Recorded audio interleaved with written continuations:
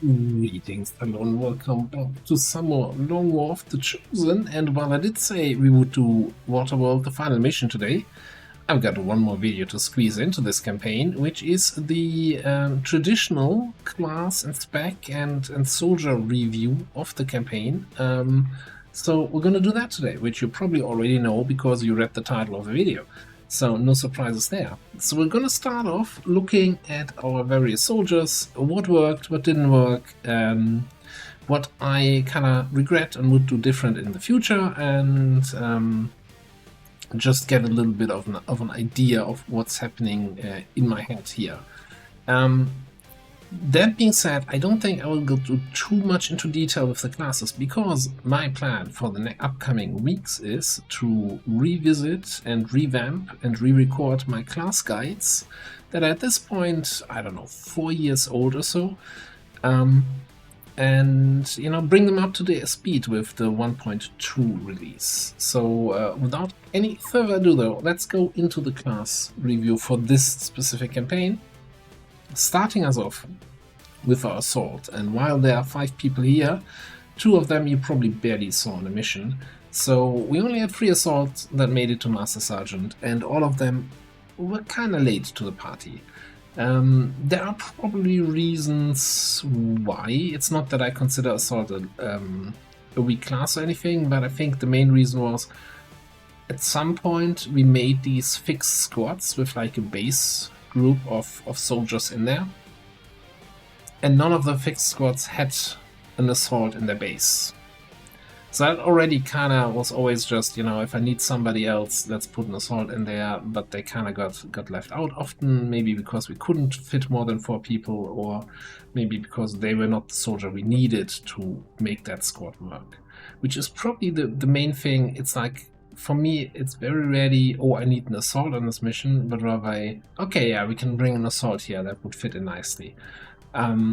Like often maybe just on underground maps where I think, okay, it's usually close encounters situations, let's get an assault in here.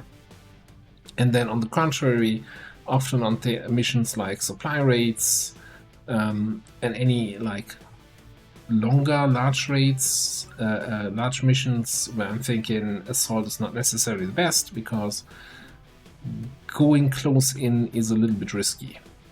Now, of course, if your scouting play is top-notch, and especially with the prevalence of scanning protocol, I think you can play much safer with the assault and go in much more. So I think I kind of underplayed the assaults, could have gotten more value out of them. That being said, if you look at our 3 active assaults here, we all went for Killer Instinct.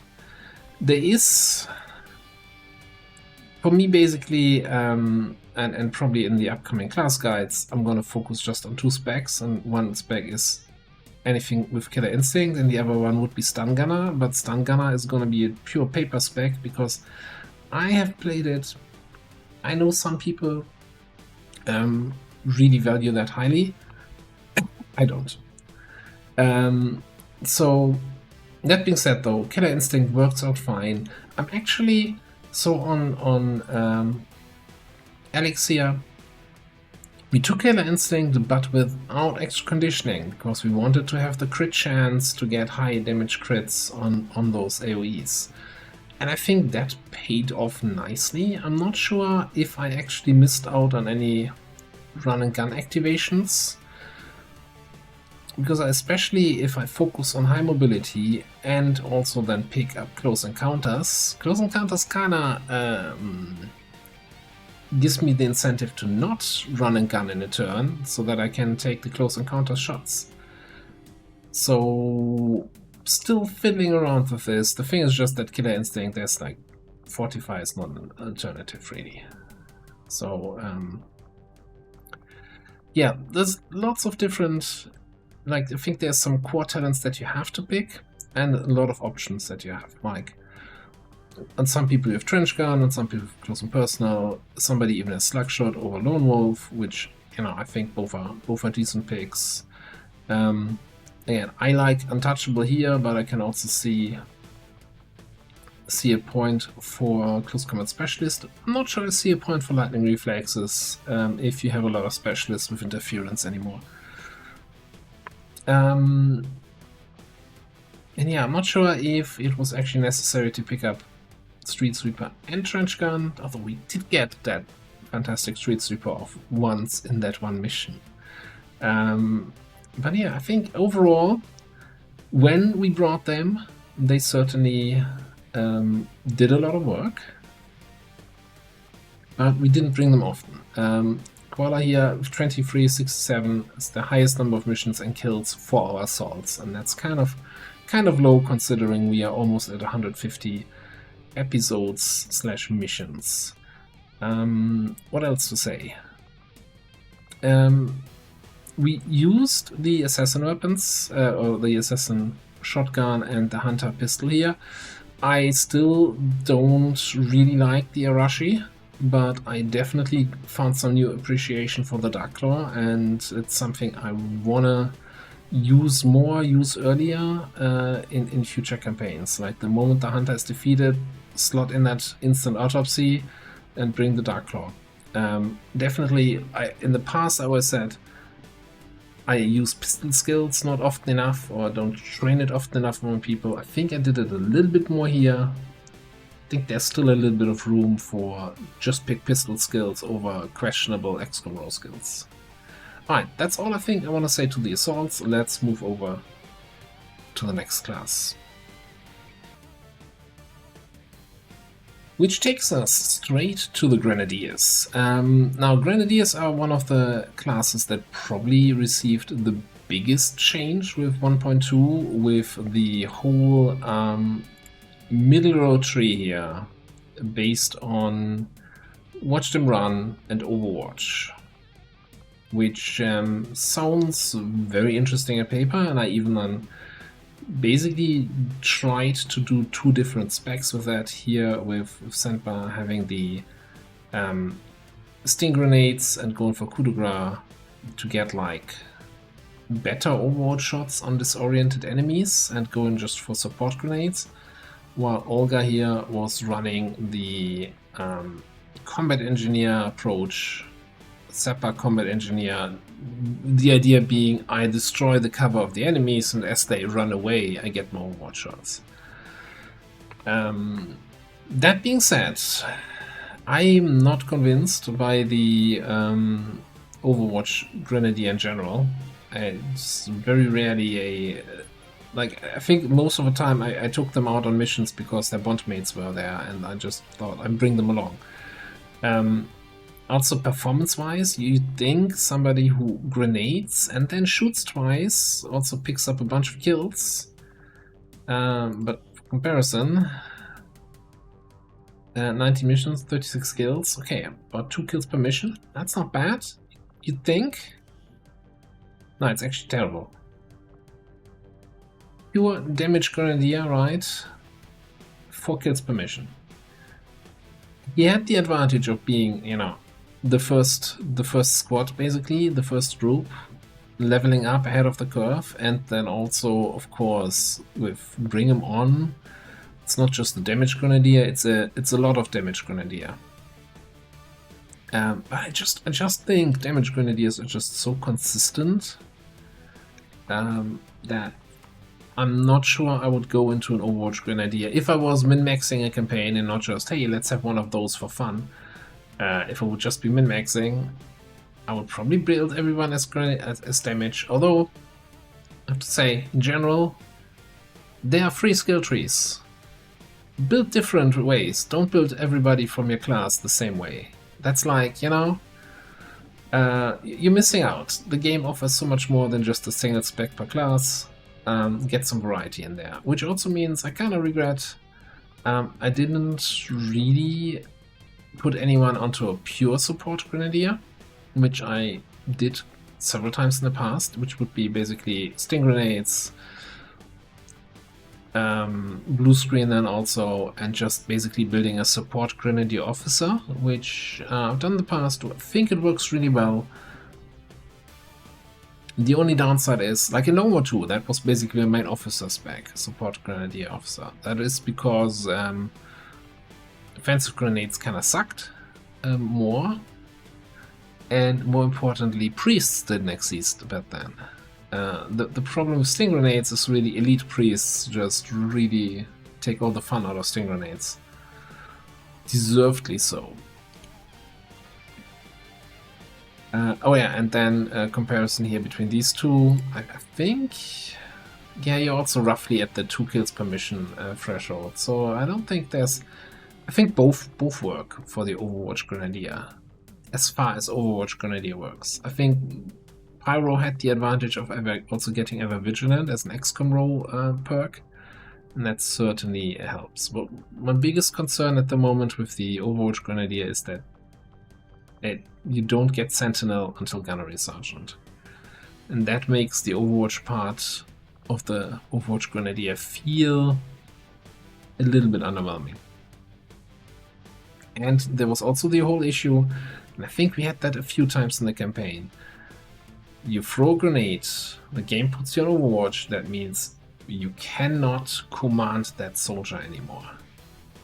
Because command cannot be used on a unit that's on Overwatch. Or you use rescue protocol on that soldier. And that's kind of a restriction that kind of limits a little bit what you do. Of course, if you're aware of it, you have to play around it. But it's a limitation, and yeah, you have to kind of be aware of this.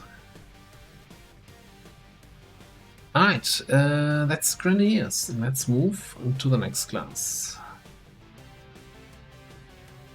And that next class is the Gunners.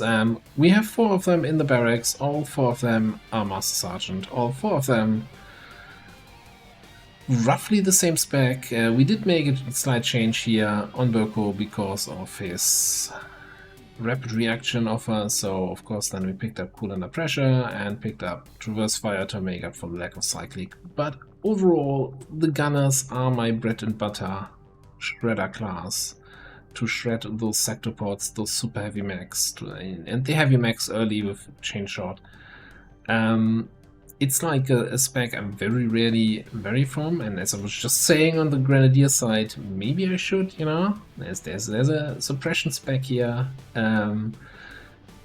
maybe giving that a try. We actually had in a recent livestream campaign that finished yesterday a knife focused gunner, although with a slightly different mod pack that actually makes it viable is a word doing a lot of carrying, but it kind of worked out. Anyway, not much to say about the Gunners. Again, it's my main source of shredder, which is gonna come, you know, hold that thought for when we come to the technicals. And then also the big damage dealer against sector pods, big mags. Chosen.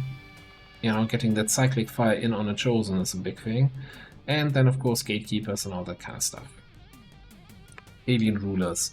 And then, yeah, we had this wonderful campaign where we didn't just roll 1, not 2, but 3 Shadow Strikes on our Gunners. I feel like, considering we have 3 Shadow Strike Saturation Fire Gunners, we didn't see many Shadow Strike Saturation Fire openings in this campaign, eh?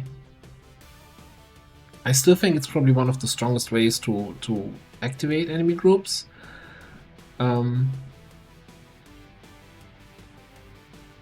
Yeah. I feel like we didn't use it that often. Maybe I'm just misremembering. Maybe we just didn't get the right opportunities. Unfortunately, ideally you want to have Shadow Strike, Saturation Fire, and then bring them on for even more extra crit damage. But you can't have it all. Alright, those are my Gunners. Right, in terms of kills, they're all roughly at a 3-to-1 kill to mission ratio, except for some reason Command Gunner only is like on a 2-to-1. I'm not sure what happened there.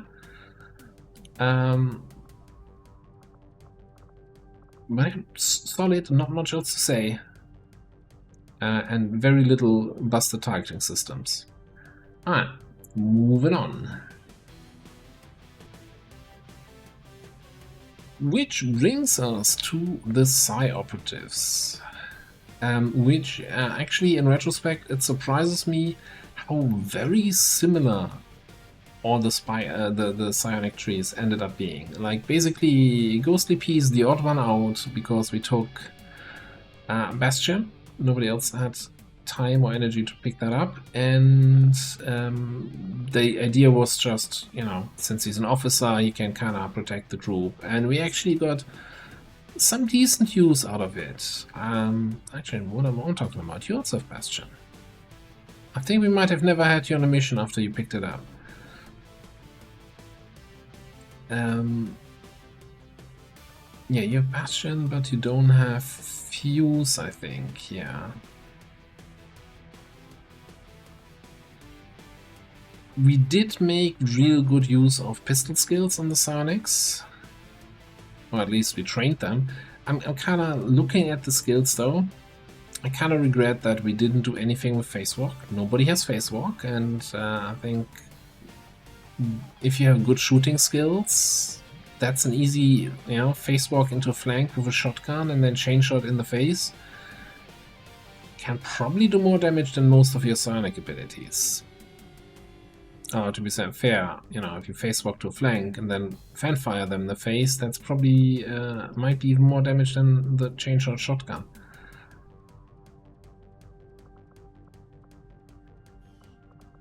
I have to say though, I'm a little bit disappointed on the campaign on the Void Rift secondary effects, right? When you cast the Void Rift and then you get the secondary cast where you can get a panic, disorient, or even mind control. I don't think we saw a single Void Rift mind control, and very few panics, lots of resists or nothing happening, or not even a secondary triggering.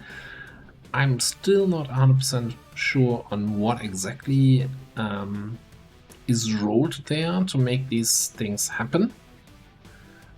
If it's just, I'm assuming it's all just RNG, whether or not the secondary triggers and what then the result is, but I can see an argument to be made to say, hey, if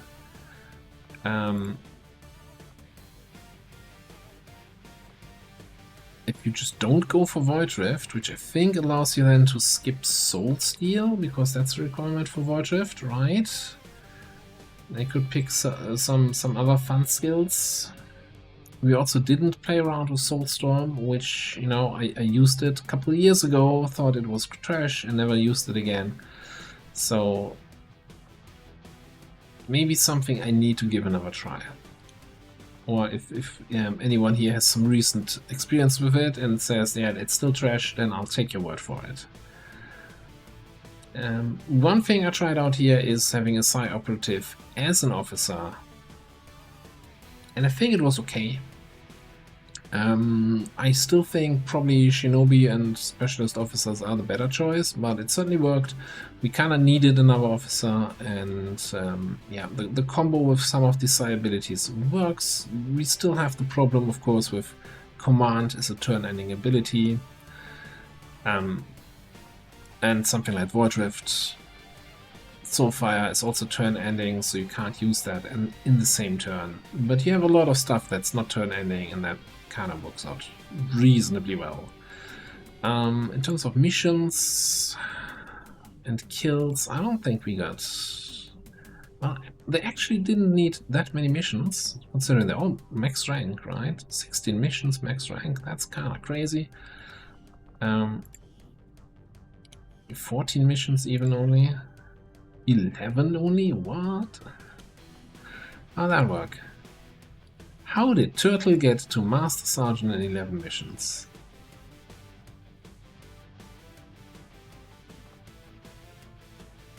Wild. Anyway, Psionics. I think also we got them in a decent time. You know, getting 5 Psionics to max rank. It's a good result. Keep in mind, of course, this campaign was a little bit longer because we trained so many people up. So I guess by the reasonable end date we had like 3 Master Sergeant, I want to say, and then we you know stuck it out to get everybody up there. Right, moving on. which takes us straight to the Rangers. And if you're wondering who the hell is Murray, yeah, that's somebody we trained up from rookie to Ranger, and then he's never seen a mission. We might as well cut you out of this. So kinda actually surprised myself now that we only had 3 Rangers and only one of them a shooty Ranger, which is kinda usually my preferred spec. But that being said, everybody performed really well. Overwatch is always fun, and I think got a lot of work done. All of them have roughly, in terms of kills to missions, a 3 kills per mission ratio. Very roughly. Very roughly. I think you were kind of stuck a little bit on a covert action spree in between. But yeah, that's even slightly higher than 3 kills per mission. I think Ranger for me is one of the most solid perk trees where, you know, you have 3 distinct loadouts with Overwatch, direct fire, and then sort of shotgun, and they all work, and you can justify each of them having their place in your barracks, and that's what I really like about the Rangers. It just works. Not much else to say. So let's not say anything else, but rather go on to the next class. Which brings us to the Sharpshooters. I left the squaddy that never had a mission away right from the start. So we have 3 good old death from above Sharpshooters, and then we had a snapshot Sharpshooter here with Mooney. I think one of the biggest challenges, I want to say, almost in this campaign was that we, outside of Mooney, nobody of our Sharpshooters had really high starting aim. Which you can, you know, you see there's definitely a gap with 102 aim here, and then 93, 91, 90. And nobody has aim PCS, so this is all like natural aim progression from whatever Sharpshooters get. I want to say it's 28 that they get. Is that right? 28, 27, something like that, from you know, squaddy or rookie to the final promotion. So that would put actually most of these guys below the average starting aim of 65, and Mooney just slightly above ish. Marv? No, let's forget what I just said. Anyway,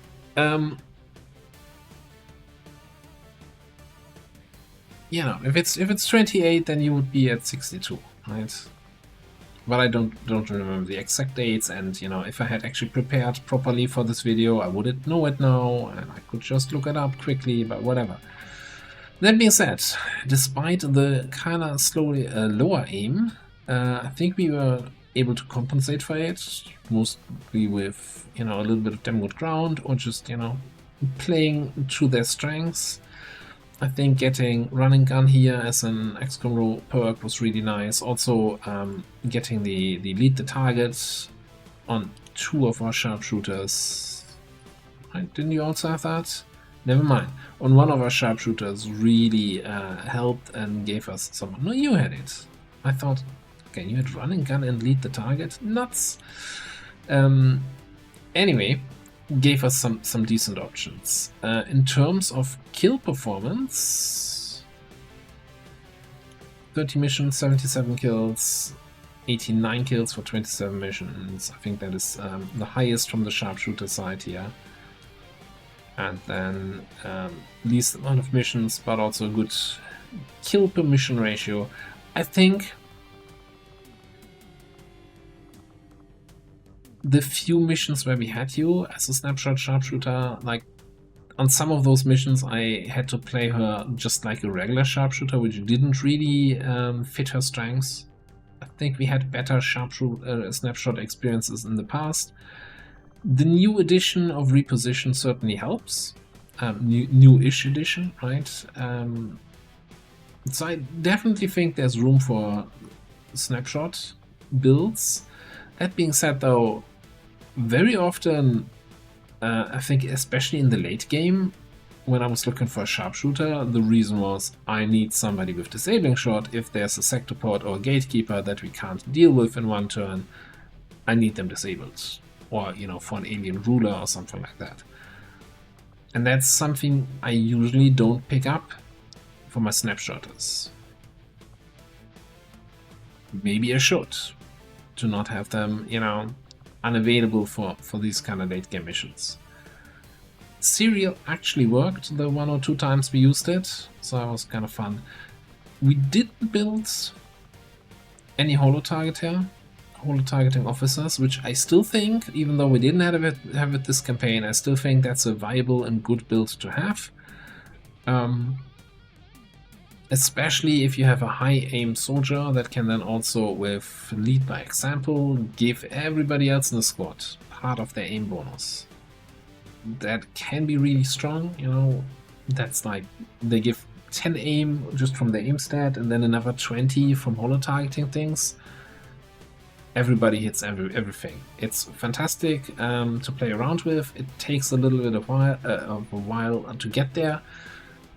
And of course, you kind of need to carry them to get to that power level. And since we didn't have early high aim sharpshooters, I thought it's too late. If it has to be in your first or second wave of promotions, you get a high aim sharpshooter, you're like, okay, cool, I turn them into holo-targeter.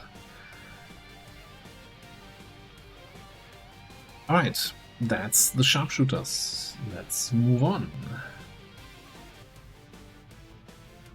Which brings us to the Shinobis. First time we actually need the full width here of the roster. We had 6 Shinobis reasonably active, even though Off-Tanker of course came in super late, didn't quite make it to Master Sergeant, but I still think that justifies being in the lineup here. We also had a nice mix of shooting and melee Shinobis, although I'm not sure I really got the full value out of our shooters. Let's not talk about Iron Curtain. Let's just not mention it. I kind of regret a little bit that we only had 1 of them trained as an officer. I think Shinobis work decently fine as an officer. I always, like, my initial thoughts always were, I need officer abilities when shit hits the fan, and when shit hits the fan, Shinobis usually come out of stealth and pop Reaper and take down 2 free targets, so that doesn't work super well with being an officer at the same time. But them being an officer kinda helps you to not get to a point where shit hits the fan, where you can, you know, take care of everything, scout, command people, and you don't even have to rely on them coming out of stealth at all. Which probably also, I haven't looked before, a badge that should be reflected in the kill count, that our officer has, okay, yeah, roughly 2 kills per mission. Well, you have, yeah, over 3 per mission. Just under 3, and then our shooty Shinobis, just over 2, and not even 2.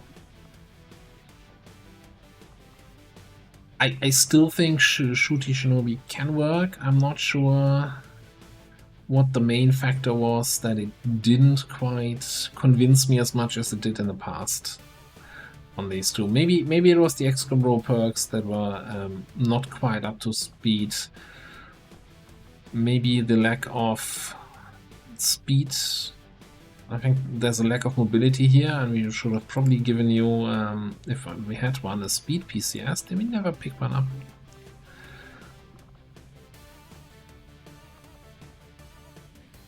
Definitely something we could have used here. You need mobility, right? This is great here. 19 is decent. More would be better. You need to get those flanks to get your hidden run, to then really get the Hunter's Instinct damage bonus.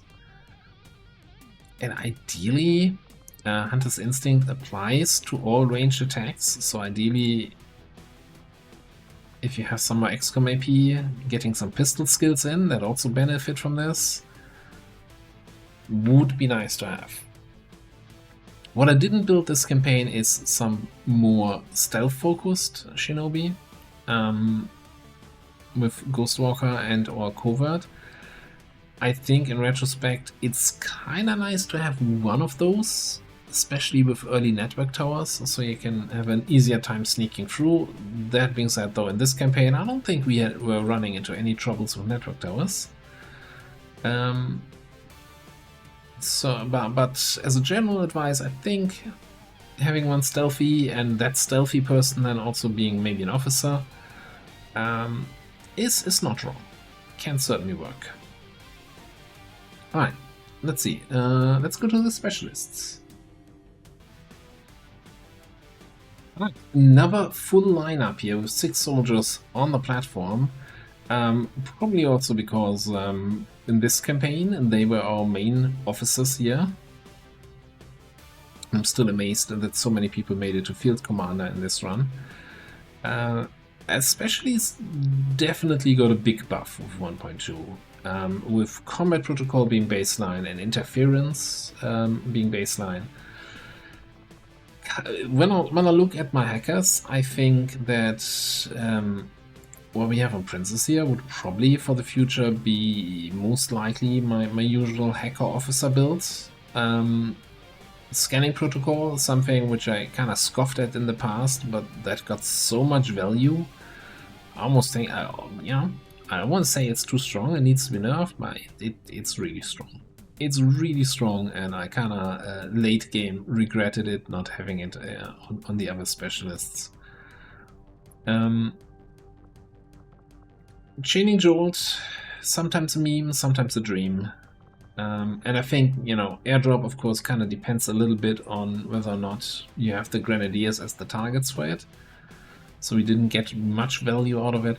Like, for me, I'm gonna be honest, like, a lot of the reason why I like airdrop is so much is really just that point in the mid-game where you complete the Proving Ground project for plasma grenades, and then airdrop on all your specialists distributes plasma grenades. You don't even have to spend any money to build any plasma grenades, you just have it. Like, even the specialists that are infiltrating while the Proving Ground project finishes instantly get this upgrade. It's like so nice. And takes one of the, the big cost of the plasma grenade, lessens this a little bit. This is also a row where I'm still not 100% certain. I feel like full override doesn't get me that much value. Like the dream times where you full override a sector pod and then clear the whole map with it, that's just not happening anymore. I think even if you lay out your whole squad with abilities that reduce enemy hack defense, which I haven't done in a while, but maybe getting blue screen bombs and red screen rounds and whatever that Arc Thrower skill is that reduces hack defense, maybe you can get it done, but if not, then the best thing you take over is like usually a drone or maybe a white mech. I'm not sure if that's good enough for a gunnery sergeant skill, and I kind of regretted a few times not having a threat assessment, especially if I had overwatchers in the squad or having more people with rescue protocol. But I think none of these are like you have to pick that, but I think there's definitely you can make a good argument to not pick full override. That being said, our Overwatch specialists worked reasonably well. And yeah, the full middle row builds. Again, compared to other Overwatch specs, getting the multi-shot perk this early it certainly gives them some early game staying power, even though aim is not necessarily always their strongest stat. I think, yeah, we have 91, but that's with a big aim PCS. No, it's just an advanced one. Decent kill to mission ratio, and then we come over here where we rolled the golden combo of having both rapid reaction and sentinel, and that is reflected in more than 4 kills per mission. So certainly got some good value out of it. And you know, I mean, this is not always a golden factor of how effective a class is, because sometimes this is inflated if you have, you know, somebody who just naps in the kills, you know, finishes off the last 3 HP.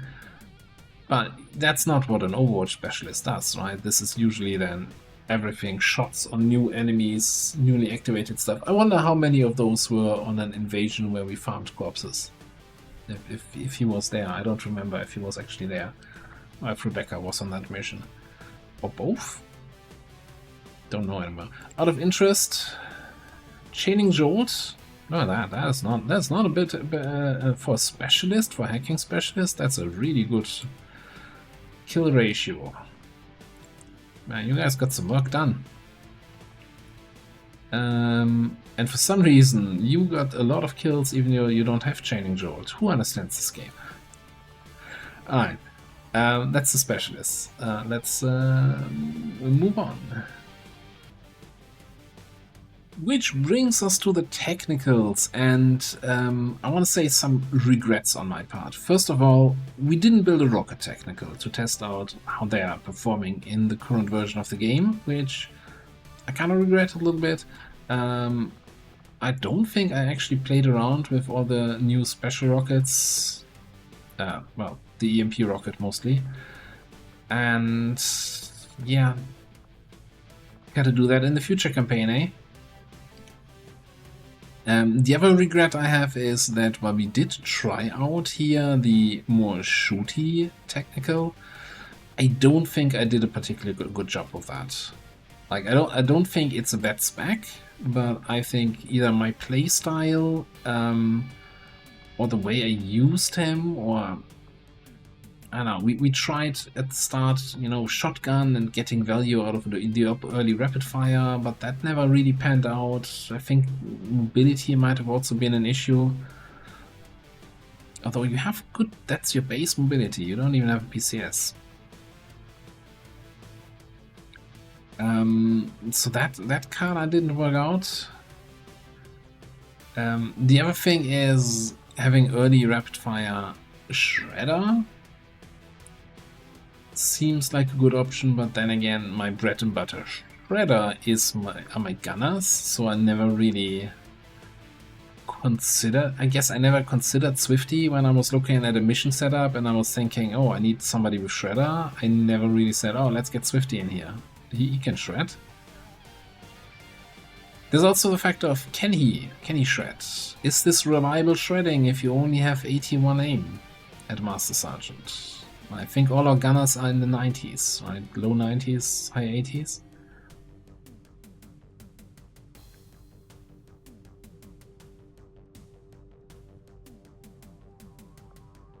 There might have also been situations where I forgot that you had hidden run and wasn't taking advantage of that.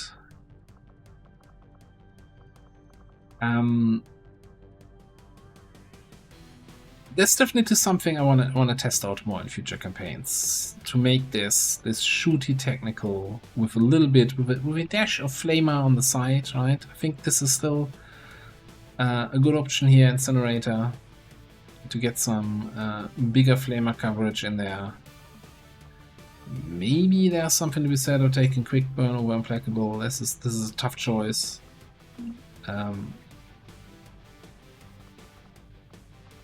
Making this work. It's not like the Overwatch Grenadier where I'm like, not sold at all. This is more I think I didn't play this well enough to make it shine. I think this can work. And yeah, rockets, I want to try out a little bit more. I'm not sure why we ended up not building a rocket here. Maybe we just mainly got low aim-ish, high mobility soldiers anyway, and that just played more into the role of the fire technical. I would have to talk to past commander why he didn't build a rocket guy. Alright, we got one more lineup to look at. And this is our last lineup, the hero classes, if you will. Look, I don't know, honestly, why I always end up with a single Spark in my campaigns and never bother to build a second one. Maybe it's too late, maybe I'm too stingy with the money and stuff, maybe I'm just too much of a fan of the bond and officer command system that I don't want to have units that can't bond with anyone, that can't receive commands from an officer.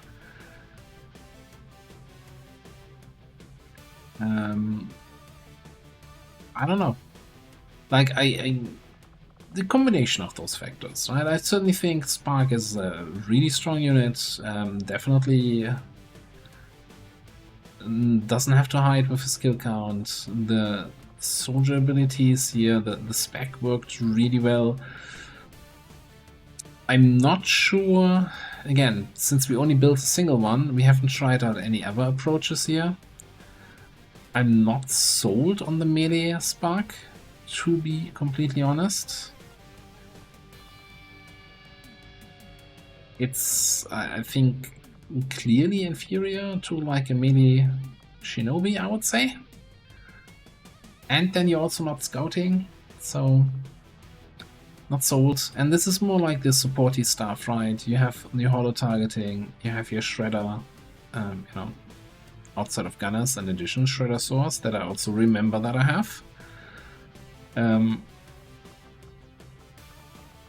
This is kind of solid. I think there's an argument to be made that collateral damage isn't a viable alternative to salvo, but I think both are options. I just really like this loadout. Like Bombard, getting doubled with extended reserves, and Rainmaker heavy weapons are just nuts. And yeah, I like using them.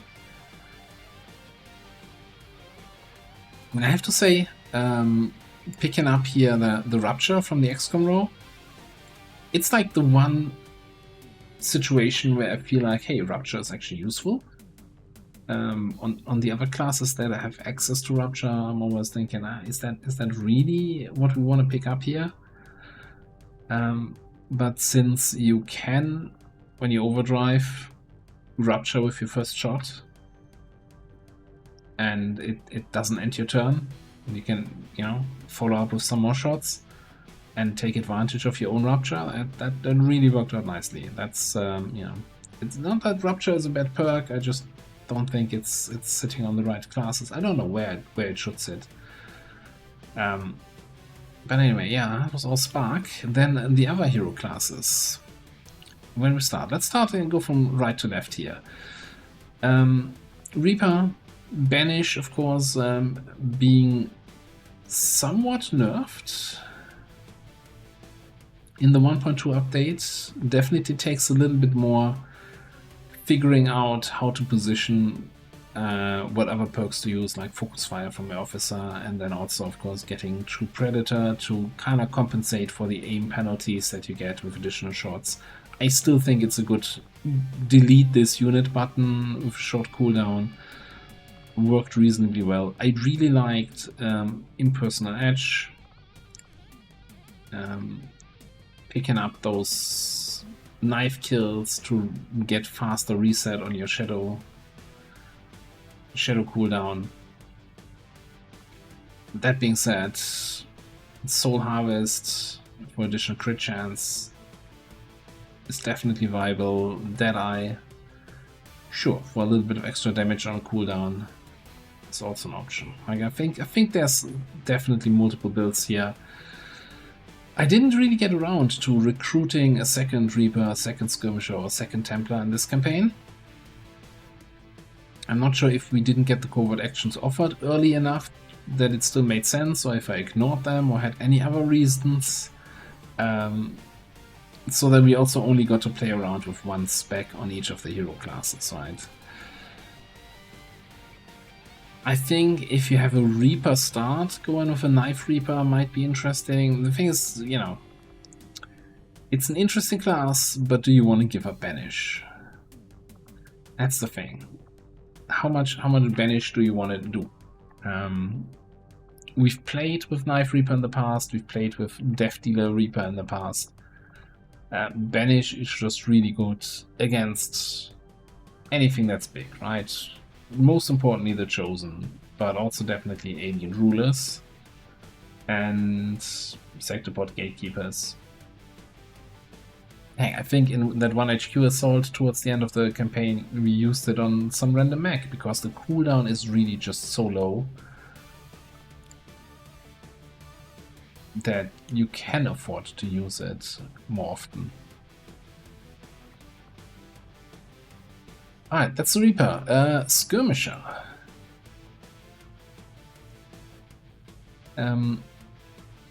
Probably also one of the classes where I very, very often just fall back on the same spec here that we're using in this playthrough.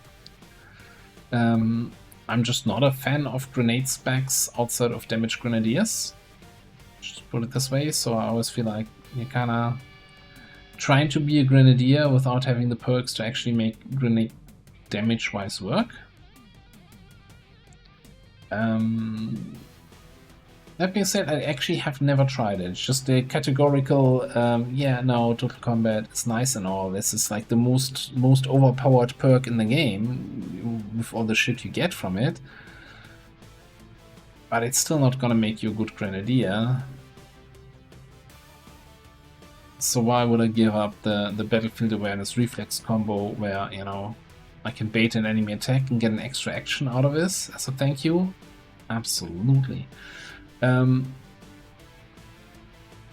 We did play a campaign on stream where I played with a Justice Wrath skirmisher, mostly because we had a XCOM roll perk that made these more reliable. I think gave like something like 15 aim or so to this. That worked actually really well and was a lot of fun, especially also with the new perk where you can choose your position when you Wrath towards the enemy. It's no longer the random, I hope I end up in a good position, but it's like any other ranged melee attack where you then click on the square from which you want to attack. So it was definitely fun, definitely something I want to play again, but probably only if I get the right XCOM roll perk opened up. Also definitely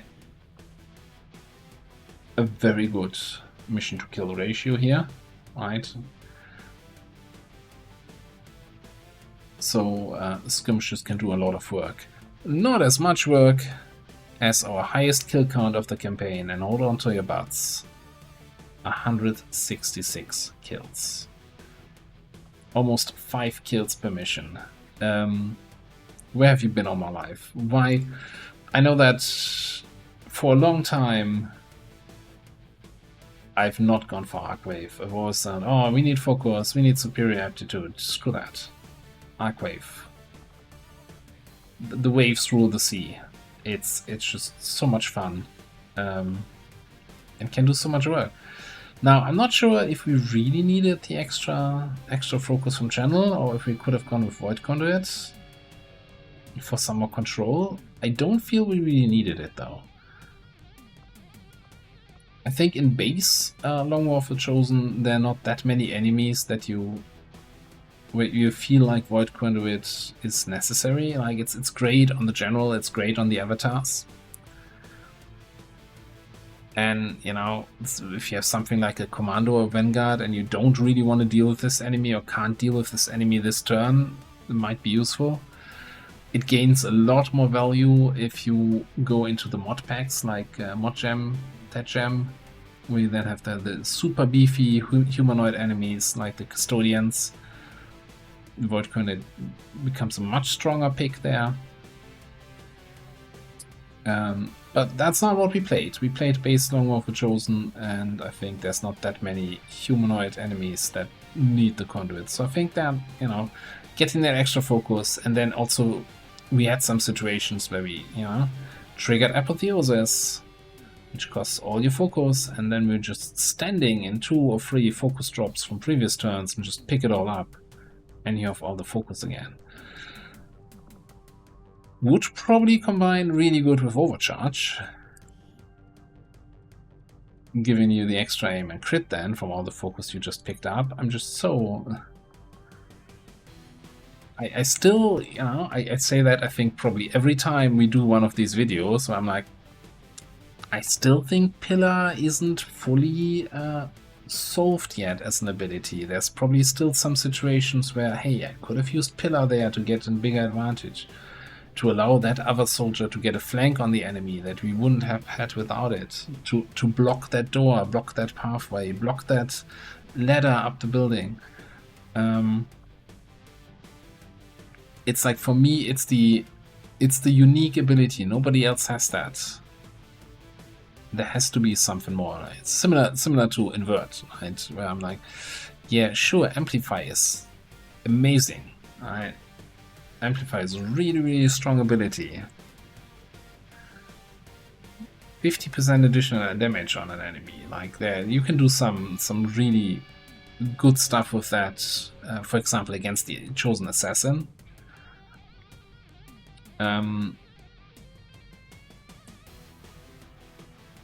But by Invert, right? Nobody else has Invert. It's a unique thing. That's for me the unique selling point of the Templar.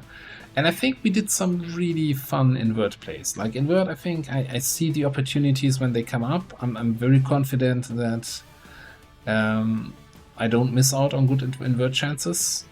Well, you know, putting myself out there as I'm like, I'm good with Invert. And we can take advantage of it. A lot of it, at the end of the day, comes also to the XCOM row and the Templar trying to find stuff that really works with you. So that was, again, 166 kills. That's a lot more than anyone else. Okay, also 34 missions is probably a lot more than anyone else in the barracks. But that worked really well. And I think that's our roster. That's a little bit of a campaign review and a little bit of a preview of what's to come in the future class guides. Yeah, as I said, we had a lot of Master Sergeants. We probably dragged on the campaign, I want to say like 20 episodes, missions longer than we had to. But hey, we reached our goal of getting the full Master Sergeant list up there. Alright, nothing else to do for me now but to get on with it and finish Waterworld. But we're gonna have to do that in the next episode. Thanks so much for watching, and I'll see you next time.